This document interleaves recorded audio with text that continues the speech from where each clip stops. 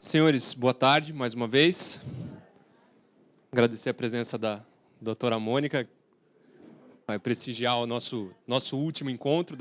Daqui a pouco, logo em seguida, a doutora Thaís vai estar aí para falar das dicas de audiências para vocês. E nesse nosso último encontro, nesse final de treinamento de vocês, a gente vai fazer um apanhado geral do que significa o contexto, o programa de conciliação no Tribunal Regional Federal da Terceira Região. Por isso que o título desse nosso último encontro é exatamente esse: em que ponto estamos? Os senhores pararem para pensar, os últimos 10 anos, 2005, 2004, não existia nem iPhone ainda, né? Muita coisa aconteceu de lá para cá. E em dezembro de 2004 foi quando surgiu o programa de conciliação aqui do TRF, assim, de forma estruturada. Não que se não fizessem conciliações antes até seguindo as técnicas que a gente conversou, tudo isso, mas foi a partir de dezembro de 2004 que isso foi estruturado como um projeto piloto, tendo em vista as ações do sistema financeiro da habitação. Na sequência, em março de 2005, foi instituído, ainda de modo provisório, o Gabinete da Conciliação, que hoje é o gabinete comandado pela doutora Mônica. Passou por lá o doutor Antônio Cedenho, depois passou a doutora Daldice. Hoje é a doutora Mônica que comanda esse gabinete, que começou mesmo como um gabinete provisório, que não se sabia se seria uma coisa definitiva ou se seria uma coisa passageira para solucionar um problema emergencial, e se mostrou uma das melhores iniciativas do tribunal como forma de abordar os conflitos que aconteciam aqui na Terceira Região. Houve todo um desenvolvimento institucional, esse assunto foi ganhando importância nacional, e em 2010 o CNJ editou a famosa Resolução 125, que está, inclusive, em vias de ser reformada, digamos assim, aprimorada. O nosso tribunal foi, inclusive, consultado pelo CNJ para dar suas sugestões, para mexer no texto da resolução, e adaptar, corrigindo algumas coisas, o que para a gente é muito interessante, porque a Resolução 125 de 2010 e o Manual de Mediação do André Goma, por exemplo, ela ainda tem aqueles resquícios, ela ainda tem aquele foco na conciliação estadual, que envolve os familiares, que envolvem vizinhos, que envolvem sócios, e criavam ainda alguns embaraços com o poder público, que a gente resolveu aqui dentro, a moda da casa, mas seria bastante interessante que fosse normatizado para resolver discussões no âmbito do CNJ. Ainda em 2010, foram criadas as nossas primeiras centrais de conciliação. E começou-se por São Paulo, capital, Campinas, do Dr. Raul Mariano, e Franca.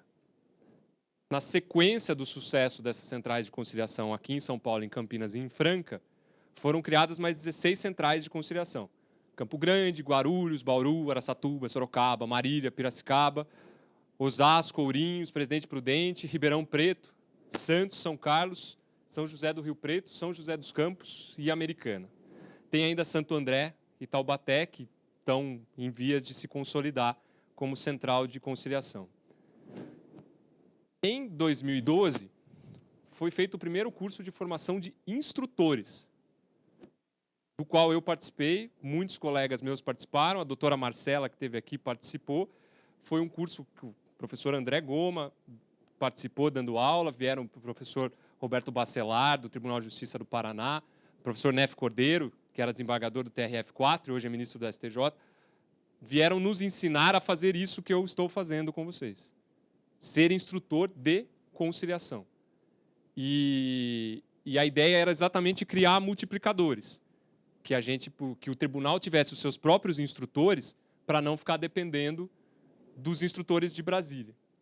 E o sucesso foi tão grande que a coisa se inverteu.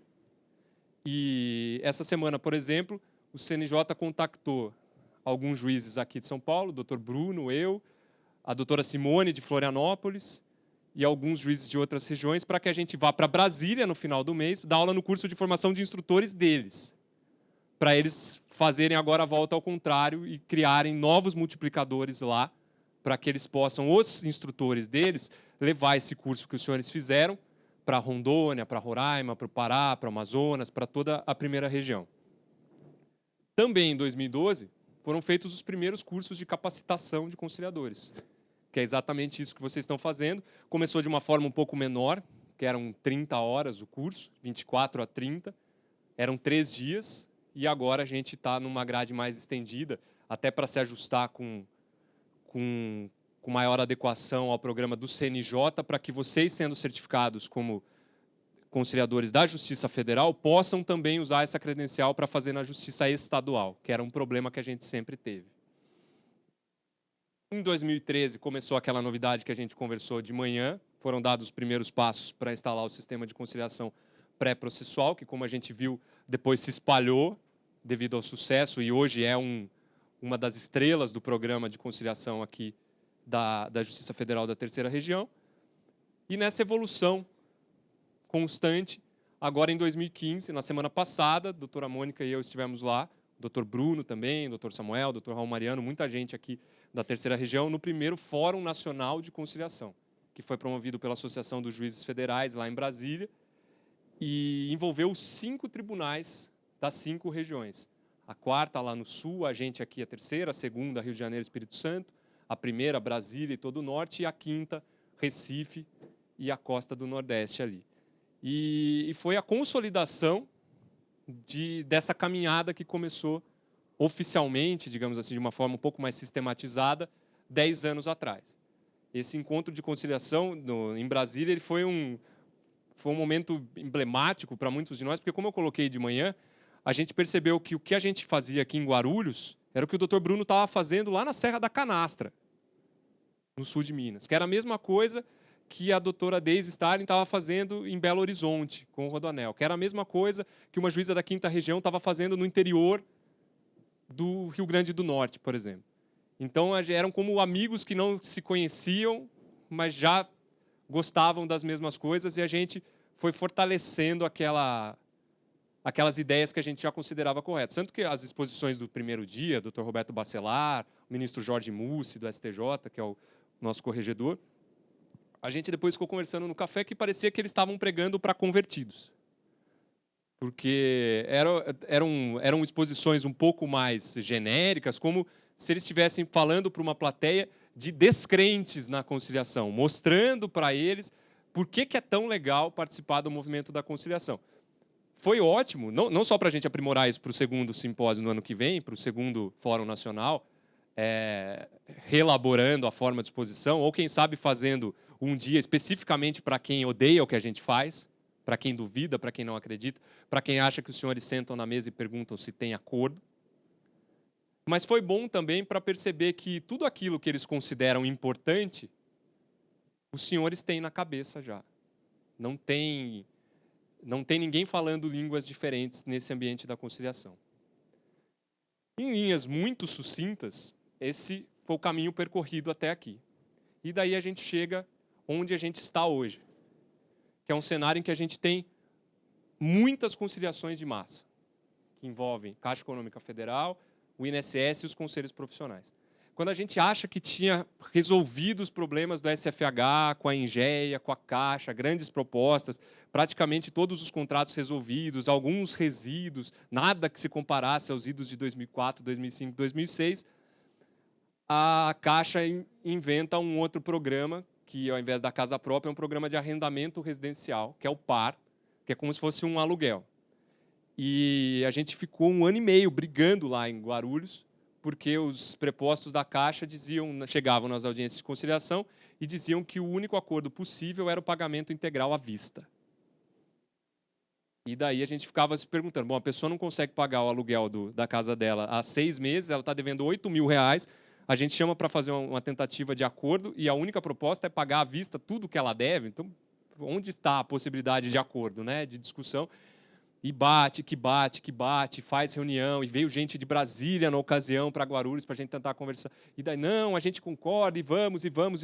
E a Caixa entrando com reintegrações de posse para tentar recuperar os imóveis, e muitos juízes já indeferindo as liminares, porque elas não eram benéficas nem para a Caixa.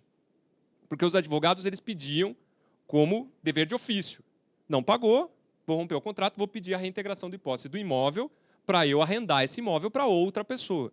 O problema é que não é assim que funciona na prática. A Caixa tira a pessoa, então entra com uma reintegração de posse, o juiz defere a liminar, o oficial de justiça vai lá e tira a pessoa da casa, em 15 dias. Daí a casa fica vazia. É um arrendamento residencial, um condomínio, alguém tem que pagar o condomínio, a pessoa não está mais lá, quem paga? A Caixa. E a Caixa não pode simplesmente chamar qualquer outra pessoa para entrar ali, porque é um programa habitacional do governo federal. Ela tem que seguir uma listagem de pessoas já triadas pela Prefeitura Municipal de Guarulhos, de São Paulo, São José dos Campos, seja de lá onde for. Às vezes as prefeituras estão enroladas com essas listas e os imóveis desocupados por reintegração de posse passam meses e meses e meses vazios. E vejam que coisa mais brasileira que acontece, né? A pessoa que estava lá sem pagar, de repente está morando embaixo da ponte e o apartamento que ela morava está vazio, com a Caixa pagando o condomínio. A gente começou a perceber isso e começou a indeferir as liminares e colocar isso nas decisões. Falar, a Caixa não está percebendo que o seu interesse não está sendo atendido por essa posição manifestada. Qual que é a posição da Caixa? Eu quero meu imóvel de volta. Mas qual que é o interesse da Caixa no programa de arrendamento residencial? Ela não quer o imóvel para ela. Ela não quer o imóvel vazio. Ela quer alguém dentro do imóvel pagando aluguel e pagando o condomínio. E a gente brigou e brigou e brigou, tentando conseguir alguma coisa. Chegou até Brasília. Ah, não, a gente vai fazer uma portaria para resolver o problema e autorizar acordos. O presidente da Caixa vai assinar. E sentou em cima da portaria. E ficou, ano eleitoral, ano passado. E veja bem, e veja bem, e veja bem. A gente tentando, manda um e-mail, pergunta. Ah, não, eles perderam o e-mail. Reencaminha o e-mail para todo mundo que está copiado. E vai, e vai, e vai. Ah, não, nossa, tinha esquecido disso. Meu pai, desde pequeno lá em Sorocaba, sempre falou para mim assim, esquecimento é pouco caso. A gente esquece as coisas com as quais a gente não se preocupa. E a gente meio que tinha jogado a toalha. Até que, de repente, o Gabinete da Conciliação destravou o que estava travado lá e começou um baita projeto piloto aqui em São Paulo, que na hora que a doutora Isadora falou para mim que estavam fazendo, você fica com aquela raiva de não acredito que passaram na minha frente, né? O projeto piloto era meu, era assim, eram as nossas boas práticas de Guarulhos. Começaram em São Paulo, falei para a Isadora, mas com quem você falou que a gente vai fazer em Guarulhos também? Vamos começar aqui. E daí a gente começou aqui em Guarulhos, está em São Paulo, está em Guarulhos também, já acredito que em outras subseções. E daí a gente teve a vingancinha, porque chegou no Fonacom e os caras, não, porque um dos problemas que a gente tem ainda é o par. A gente faz.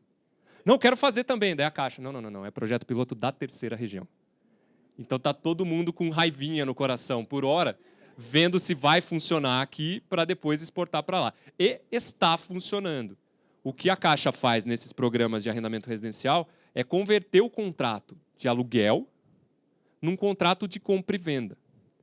Então a pessoa, ao invés de ser locatária, arrendatária do imóvel, ela passa a ser compradora e aquela dívida de atrasados do aluguel se consolida no que ela ainda deve pagar para ser proprietária do imóvel e para compra e venda a Caixa tem autorização para fazer acordo de parcelamentos e daí eles fazem essa migração de contrato e reestruturam a dívida lá para frente, inclusive com possibilidade de uso do FGTS, se for preciso para pagar.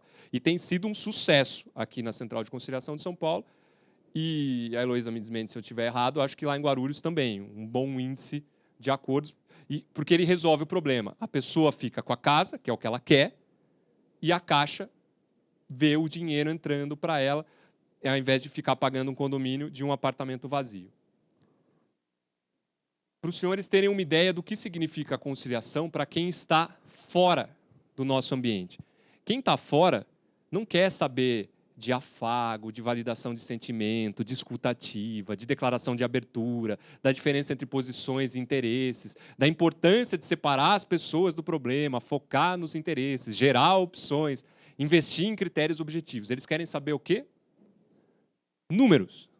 É isso que interessa. E a gente vende o produto de acordo com o que o consumidor quer comprar. Então, o gabinete tem um quadro estatístico de tudo o que acontece na central de conciliação, nas centrais de conciliação, e esse é o desenho do que aconteceu no ano passado. Na terceira região foram 34.515 audiências realizadas, designadas. Dessas designadas, 19.008 aconteceram. Então, muito mais do que 50% ali de comparecimento nas audiências.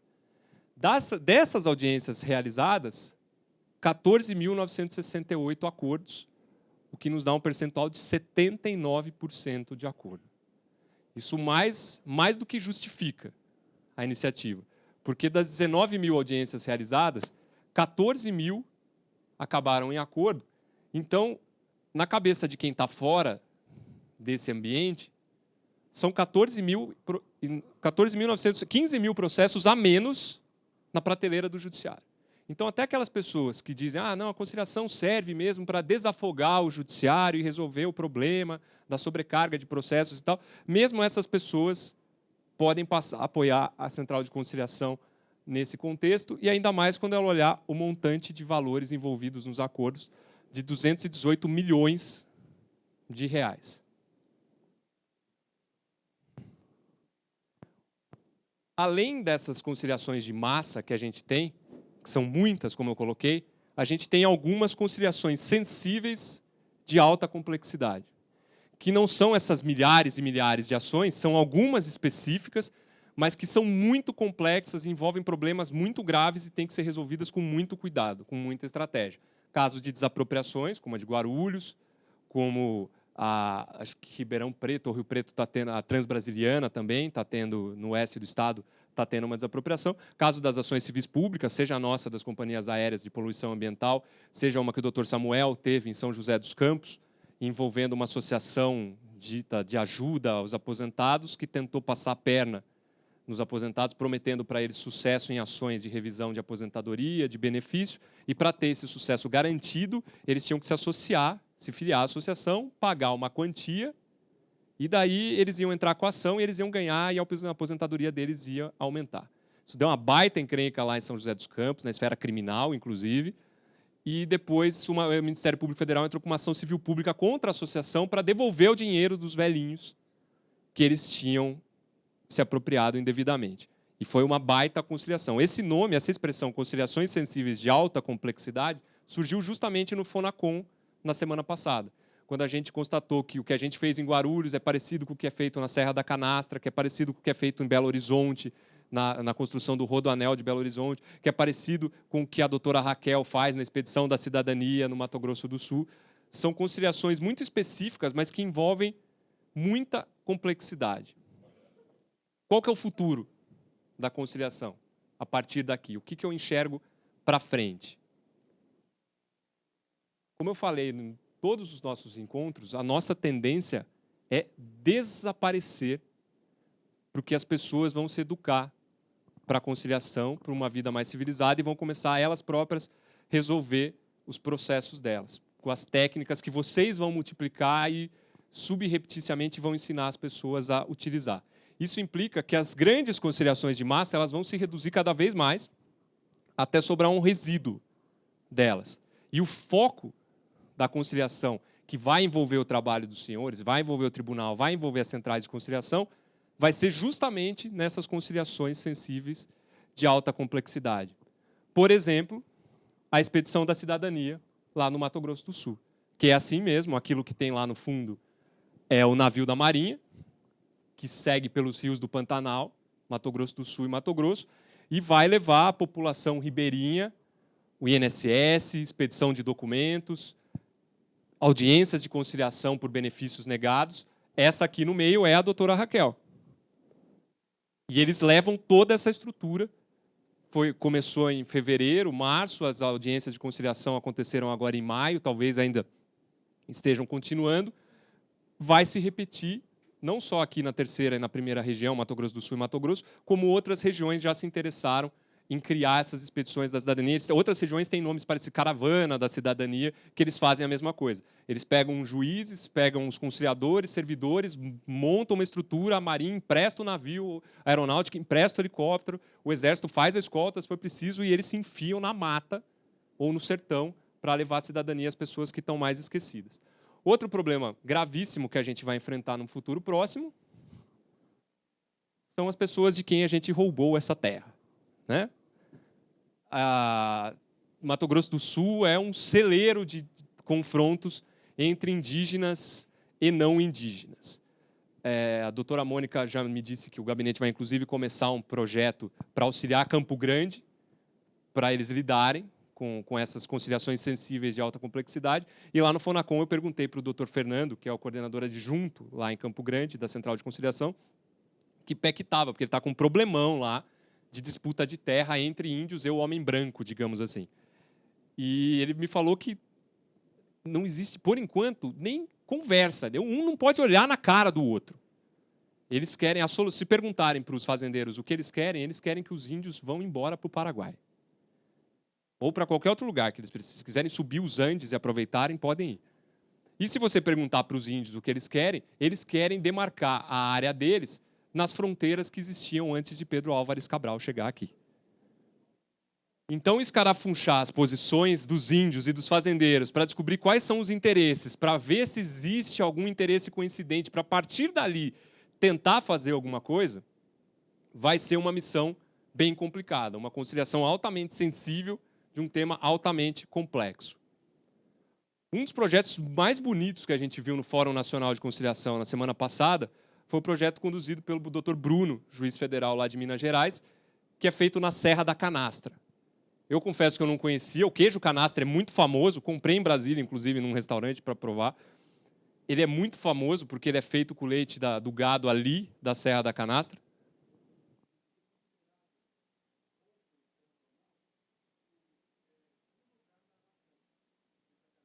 E me parece que ele é patrimônio nacional brasileiro. E a Serra da Canastra tem uma peculiaridade gritante que você se envergonha de dizer que você não sabia direito o que era a Serra da Canastra quando te falam que lá é a nascente do Rio São Francisco, que sobe de lá para o Nordeste, e o Rio São Francisco, que gera toda a riqueza que ele gera por onde ele passa, a importância que ele tem para as pessoas que moram perto dele, começa na Serra da Canastra. E a Serra da Canastra sempre teve os moradores tradicionais, as populações que ocuparam tradicionalmente por séculos, talvez, e sempre tiveram lá. E a ditadura militar, o governo militar nos anos 60, finais dos anos 60, começo dos 70, para proteger o patrimônio nacional, começou a criar parques e criou o Parque Nacional da Serra da Canastra. E uma das primeiras medidas do governo militar, com a delicadeza que é peculiar aos governos militares, foi expulsar todos os moradores tradicionais da Serra da Canastra, porque, afinal, é um parque nacional. Como eu contei para vocês num outro encontro que a gente teve o episódio do senhor que morava lá, e era o único que sabia como apagar o fogo para evitar as queimadas, tentou uma autorização do IBAMA, do Ministério do Meio Ambiente e do ICMBio para proteger a propriedade, proteger o próprio parque das queimadas, teve indeferida, não quis saber, protegeu a casa dele, todo o entorno pegou fogo, menos a casa dele, e ele foi multado em R$150 mil por ter aberto uma picada no Parque Nacional. Para piorar, depois que eles foram expulsos lá de uma forma totalmente truculenta, muito pior do que tirar as pessoas de uma área que vai ser expropriada no entorno de um aeroporto, porque elas viviam lá há décadas e décadas e décadas, talvez os antepassados delas por séculos, era o que elas sabiam fazer o queijo canastra, criar o gado ali, viver no pé da serra, cuidando do rio e cuidando do que é o parque. Eles tiveram que descer a chapada, se instalar embaixo. Para piorar, no começo dos anos 80, adivinha o que descobriram na Serra da Canastra? Diamantes. E, segundo o Dr. Bruno, a reserva de diamantes da Serra da Canastra, nos próximos 10, 15 anos, mais do que duplica o potencial econômico dos diamantes brasileiros. Instalaram mineradoras lá para começar a explorar numa jazida. Jazidas de quartzito também. Depois, a pecuária começou a se instalar numa parte do parque e, de repente, estava toda essa turma lá e a União tentando tirar todo mundo, porque é um parque nacional. E o Ministério Público tentando tirar todo mundo, porque é um parque nacional. E daí a Defensoria Pública da União entra para defender os canastreiros, as pessoas que moram lá há muito tempo. Quando o Dr. Bruno chega lá, ele vê esse cenário todo e percebe o que a gente percebeu em Guarulhos. Não dá simplesmente para eu escrever num papel, cumpra-se, e o oficial de justiça vai transformar o mandado numa varinha mágica e vai resolver o problema. Ele precisava de uma solução maior. E ele começou a desenvolver esse projeto que ele chamou de Canastra, Justiça e Reconciliação. E por que reconciliação? Porque os canastreiros foram expulsos a pau e bala da onde eles moravam, com requintes de crueldade. Alguns moradores disseram que tinha execução de gado pela Polícia Federal com um tiro na testa do gado, na frente das famílias, para expulsá-los de lá. Proibiram, como tinha o Parque Nacional criado, não podia ser, as estradas não podiam ser renovadas, as escolas não podiam ser reformadas, as igrejas do bairro, uma comunidade muito católica, porque é a nascente dos rios São Francisco, eles são muito católicos ali, as igrejas não podiam ser reformadas, e no plano de manejo do parque, uma das medidas é a retirada da estátua de São Francisco do rio, para proteger o parque. Então, ele tinha todo esse cenário lá, que ele precisava, primeiro, reconciliar as pessoas. Ele criou uma comissão da verdade do Parque da Serra da Canastra, para as pessoas darem os seus depoimentos, e se eles colocarem depois no YouTube Canastra, Justiça e Reconciliação, eles têm um canal no YouTube com vários depoimentos das pessoas.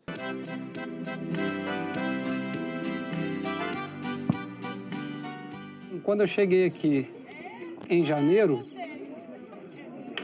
vi que tinha muito processo sobre a Serra da Canastra. Comecei a dar uma estudada e vi que esses processos vinham desde 1976. Alguns estavam lá em Belo Horizonte. E, numa primeira aproximação, falei, bom, vamos juntar isso aqui e julgar de uma vez para resolver.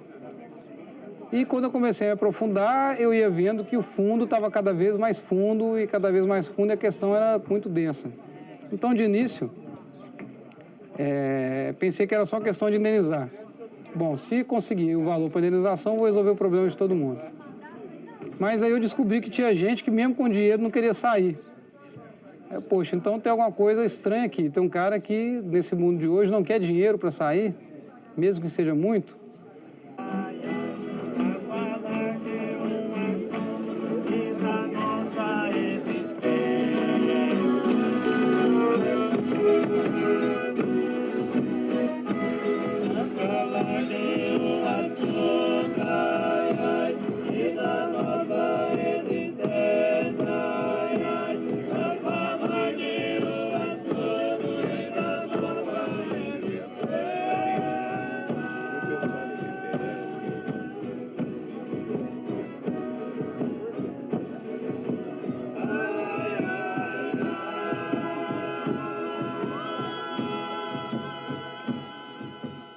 Já havia uma questão por trás ali, que havia ali, além da nascente de São Francisco, eu já sabia, que ali tinha o pessoal que fazia o queijo canastra e vi que tinha tido um problema na criação desse parque ali. Eles decidiram que tinha que preservar a nascente de São Francisco, fizeram um decreto, mas era o regime militar e como muitas coisas nesse sentido no regime militar, o que aconteceu foi que foi de cima para baixo e com muita injustiça. Então, para começar, que quando se delimitou, essas pessoas, elas receberam indenização, como naquela época a gente sabia que acontecia, daí a 30 anos iam receber.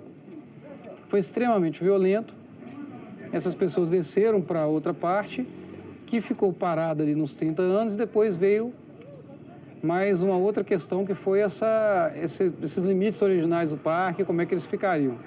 Lá aconteceu que desapropriaram lá em 72 e tiraram nós em 80. Ficamos lá mais 8 anos, correndo da polícia. Só que mais triste foi a tirada de nós de lá. Porque eles foram lá com a polícia, furaram as vasilhas de leite tudo com bala, os telhados, desmancharam os curral tudo, pegaram meu pai filmando, eles desmancharam, tomaram a máquina dele, quebrou a máquina dele, abusou dele, empurrou ele de lá como fosse. Ele não era um João ninguém, com gado, com tropa e tudo. Quando eles falaram que era para sair, e eu, para onde que eu ia com o meu gado? Né? E ali foi duro, foi penoso. E depois falou que ia pagar. E o dinheiro que eles pagou dentro desses 40 anos aí, não dá para comprar um carro zero. Hoje, se fosse hoje, não dá para comprar um Fusca. Eu vi que a questão era grande demais, eu comecei a chamar alguns atores que eu achei que se eles não entrassem, a coisa não ia andar. Eu me arrependeria. Percebi que isso tinha que ser uma coisa, não uma decisão da justiça, mas a justiça escutando uma decisão da sociedade. Então, a partir daí, a gente constituiu na justiça também o núcleo desses juízes que vão trabalhar. A justiça vem para cá, fala, não, eu quero te ouvir, Eu quero ver o que está acontecendo, eu quero ir em loco. Eu quero saber exatamente o que está acontecendo. Porque o juiz, ele trabalha com papéis. A coisa é meio fria, né? Mas você vem, você vê o sentimento das pessoas, a dor das pessoas. Então, isso é maravilhoso para você chegar e não, vamos parar tudo isso e vamos conciliar. O que acontece? A mulher fica pobre, quebrada, que o dinheiro não valeu nada, e essas meninas ficam sem escola. Aí eu desisti, assinei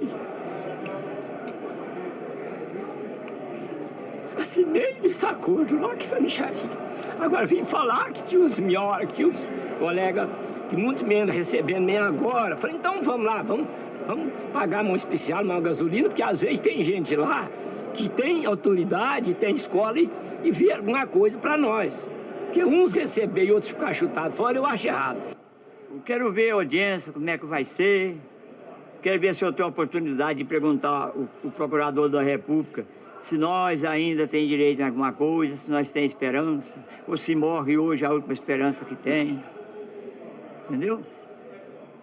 É isso que eu quero. Eu vim para isso. Porque nunca achamos ninguém que interessou nisso. Até hoje. Nunca achamos um interessado, a não ser a Polícia Federal, para bater na gente lá. Nunca. Para que o país se desenvolva, né, de forma sustentável, para que o seu povo seja saudável, inteligente, criativo e participativo. Aí que nós entramos no bendito velho Chico, né?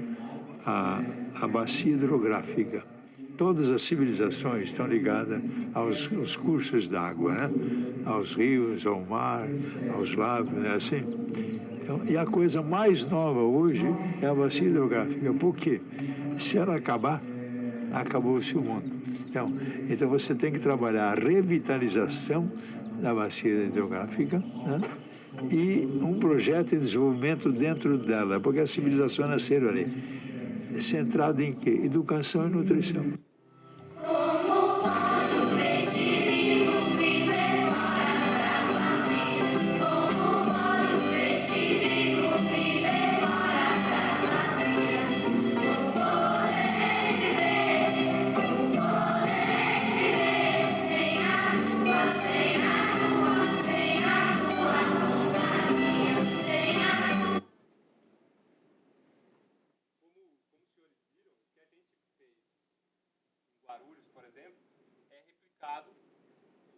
No país inteiro com outras iniciativas. Esse caminho de conciliações sensíveis... sempre esqueço, e eu fico falando com ele na mão. Assim. Esse caminho da cultura da conciliação, para a gente se focar nas conciliações sensíveis, nos traz a conclusão desses nossos encontros aqui. E eu vejo duas perguntas na cabeça de vocês agora. Assim. Primeiro, uma pergunta que vocês vão ouvir muito do que a gente ouve, desde o começo. E a pergunta é, por que participar disso? Por que conciliar? Eu fiquei pensando no que responder para vocês e achei que o melhor a fazer, como eu falei, não se preocupem porque esses slides vão ser disponibilizados depois, mas eu achei que o melhor a fazer era resgatar o discurso que eu fiz na inauguração da Central de Conciliação lá de Guarulhos, em que eu tentei explicar para quem potencialmente duvidava do que a gente estava fazendo, por que a gente estava se metendo a besta de fazer aquilo. Para a gente, ser parte na conciliação não significa ceder, como a gente já viu, abrir mão de algo. Assim como ser conciliador, que é o que vocês vão fazer, não significa fazer o papel do deixar disso, de colocar panos quentes, ou pior ainda, de forçar alguém a fazer um acordo. Participar de uma conciliação é, antes de tudo, fazer parte do processo decisório. E é mais do que ser parte, tomar parte na elaboração da decisão. É dialogar, como a gente viu tanto aqui essa semana, porque dialogando, as partes vão lembrar do que realmente elas querem fora do processo, do que é de fato importante na vida real. Dialogando, as partes vão compreender o que a outra parte realmente quer e o que é importante para ela mesma na vida real. Dialogando francamente, com honestidade, no ambiente acolhedor de uma central de conciliação, as partes compreendem-se verdadeiramente e, compreendendo-se, desenvolvem um senso de respeito mútuo. ainda que continuem convictas de que elas têm razão e o outro lado não.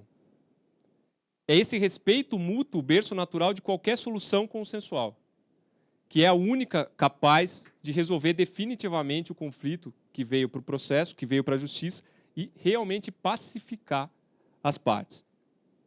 Muitas vezes é muito mais fácil e rápido para o juiz, como a gente viu, simplesmente sentenciar o caso, impondo a decisão que ele considera justa, do que permitir e estimular que as partes busquem e encontrem elas próprias uma decisão conjunta. E o mesmo a gente pode dizer, como a gente viu também, de advogados, defensores, procuradores, para os quais é muito mais fácil e rápido apresentar contestação, apelação, ficar na mesa, no escritório, no gabinete deles, do que sentar numa mesa de conciliação e ter que ouvir as partes, e ter que participar ativamente, e ter que contribuir com bom senso para gerar uma opção ali. Então, vão perguntar, por que conciliar ao invés de sentenciar? O lugar de juiz não é fazendo sentença, ao invés de conciliar? Por que conciliar ao invés de litigar? Se as faculdades ensinam os advogados, os procuradores, todo mundo a litigar. Porque o processo tradicional é disputa e a conciliação é cooperação. O processo tradicional é discussão e a conciliação é diálogo. O processo tradicional é isso aí mesmo, angústia, intransigência e aflição, como vocês viram no vídeo da Serra da Canastra, 30 anos depois, as pessoas se emocionando ainda. E a conciliação é alívio, é compreensão e paz de espírito. No processo tradicional, a gente vai ter sempre uma decisão dada pelo juiz, e na conciliação a gente vai ter uma decisão construída pelas partes. E quando a gente tem uma decisão dada pelo juiz, necessariamente a gente vai ter o vencedor e o vencido. E quando a gente tem uma decisão construída pelas partes, vocês vão notar que elas vão sair da central de conciliação, ambas se achando vencedoras. Por isso que é dever do Poder Judiciário, e o Tribunal Regional Federal da Terceira Região atua com destaque nisso, facilitar as conciliações e facilitar o entendimento direto entre as partes. Esse é o dever de todos vocês que estão envolvidos com a central de conciliação. E daí cai como uma luva lembrar o que Sir Winston Churchill dizia, que é muito difícil saber o que é preciso para tornar o mundo melhor, mas é relativamente fácil saber o que é preciso fazer para cumprir o dever. Então, se cada um dos envolvidos na conciliação simplesmente cumprir o dever, de pouco em pouco, a gente vai tornando o mundo melhor. Ainda que só um pouco melhor. Porque um mundo um pouco melhor já é um mundo melhor. E isso, senhores, vão perceber, vai valer todo o esforço de vocês. Essa, para mim, é a cultura da conciliação que a gente tem que divulgar lá fora. É disso que a gente vai ser multiplicador, se a gente acreditar nisso. Alguns de vocês me disseram nos cafés, nos intervalos, que estavam empolgados, que estavam achando super legal a história da conciliação, que bacana que estavam se envolvendo com isso, que bacana ver gente que trabalha com isso empolgada, entusiasmada. E eu respondi que se de tudo que a gente conversou aqui, desde terça-feira, eu não tenha sido capaz de ensinar absolutamente nada, se vocês se empolgaram um pouquinho que seja, se inspiraram um pouco que seja, eu já me dou por satisfeito. Como a doutora Mônica diz, a conciliação ela contagia. Mesmo quem era de fora, quando chega e entra, ela acaba sendo contagiada. E a missão de vocês agora é contagiar as pessoas que tomarem contato com vocês. E daí vem a segunda pergunta, que eu imagino que vocês poderiam fazer. O que fazer, então, para ser um bom conciliador? Eu confesso que eu pensei em procurar a resposta no manual de mediação do CNJ, eu pensei em voltar lá e revisar as últimas páginas dos livros da Escola da Negociação de Harvard para ver se alguém dava aquela lição de autoajuda, se aquela coisa do vamos para frente todos juntos e vamos mudar o mundo. E me ocorreu que talvez fosse conveniente voltar alguns séculos, lá para 1200, quando um cara que aparentemente não tinha nada a ver com isso, escreveu praticamente tudo o que vocês têm que fazer. Ele chamava Francisco, em homenagem à nossa Serra da Canastra, e morava naquela cidade de Assisi, na Itália. E o que ele dizia que as pessoas tinham que fazer? Ser um instrumento da paz. Onde houver ódio, que eu leve amor. Onde houver ofensa, que eu leve o perdão. Onde houver discórdia, que eu leve a união. Onde houver erro, que eu leve a verdade. Onde houver desespero, que eu leve a esperança. Onde houver tristeza, que eu leve a alegria. E onde houver trevas, que eu leve a luz. Se os senhores estão percebendo, é exatamente o que se espera de um conciliador numa mesa de conciliação. Que eu sempre procure mais consolar que ser consolado, compreender que ser compreendido e amar que ser amado. Porque é dando que se recebe, perdoando que se é perdoado e é morrendo que se vive para a vida eterna. A gente conclui os nossos encontros agora, a minha participação, e é essa oração de São Francisco de Assis que eu desejo que os senhores carreguem com vocês e tenham muito sucesso nessa colaboração com a gente no Gabinete da Conciliação. Muito obrigado pela atenção de vocês nessa semana.